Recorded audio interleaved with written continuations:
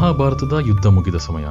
ಶರಶಯ್ಯೆಯ ಮೇಲೆ ಮಲಗಿದ್ದ ಭೀಷ್ಮ ಪಿತಾಮಹರಲ್ಲಿ ಧರ್ಮರಾಜ ಒಂದು ಪ್ರಶ್ನೆಯನ್ನು ಕೇಳ್ತಾನೆ. ಜಗತ್ತಿನ ಅತ್ಯುನ್ನತ ದೈವ ಯಾವುದು? ಯಾವುದನ್ನು ಜಪಿಸಿದರೆ ಮನುಷ್ಯನಿಗೆ ಮುಕ್ತಿ ಸಿಗುತ್ತದೆ? ಆಗ ಭೀಷ್ಮರು ಯುಧಿಷ್ಠಿರನಿಗೆ ಬೋಧಿಸಿದ್ದೇ ಈ 1000 ನಾಮಗಳು. ಇದು ಕೇವಲ ಹೆಸರುಗಳ ಪಟ್ಟಿಯಲ್ಲ. ಪ್ರತಿಯೊಂದು ಹೆಸರಿನ ಹಿಂದೆ ಭಗವಂತನ ಅನಂತ ಶಕ್ತಿಯ ಅರಿವಿದೆ. ಅದುವೇ ಶ್ರೀ ವಿಷ್ಣು ಸಹಸ್ರನಾಮ.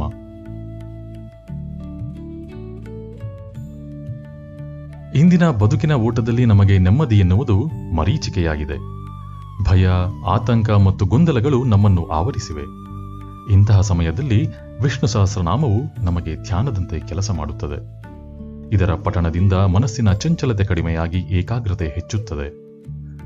ಯಾವುದೋ ಒಂದು ಅಪರಿಚಿತ ಧೈರ್ಯ ನಮ್ಮನ್ನು ಒಳಗಿನಿಂದಲೇ ಗಟ್ಟಿಗೊಳಿಸುತ್ತದೆ. ಈ ಸ್ತೋತ್ರವನ್ನು ಕೇವಲ ಧಾರ್ಮಿಕ ಚೌಕಟ್ಟಿನಲ್ಲಿ ನೋಡಬೇಡಿ. ಇದು ನಿಮ್ಮ ಆತ್ಮವಿಶ್ವಾಸವನ್ನು ಹೆಚ್ಚಿಸುವ ಮಂತ್ರ.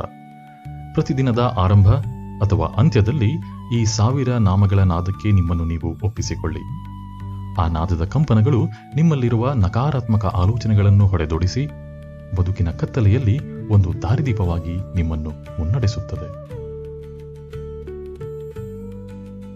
ನೆನಪಿಡಿ, ಶಬ್ದಕ್ಕೆ ಮನಸ್ಸನ್ನು ಬದಲಿಸುವ ಶಕ್ತಿ ಇದೆ. ಆ ಶಕ್ತಿ ನಿಮ್ಮದಾಗಲಿ. ಈ ಮಾತುಗಳು ನಿಮ್ಮ ಅಂತರಂಗವನ್ನು ಸ್ಪರ್ಶಿಸಿದ್ದರೆ ಇದನ್ನು ನಿಮ್ಮ ಪ್ರೀತಿ ಪಾತ್ರರೊಂದಿಗೆ ಹಂಚಿಕೊಳ್ಳಿ. ಮತ್ತೊಂದು ಅರ್ಥಪೂರ್ಣ ವಿಷಯದೊಂದಿಗೆ ಮುಂದಿನ ಸಂಚಿಕೆಯಲ್ಲಿ ಸಿಗೋಣ.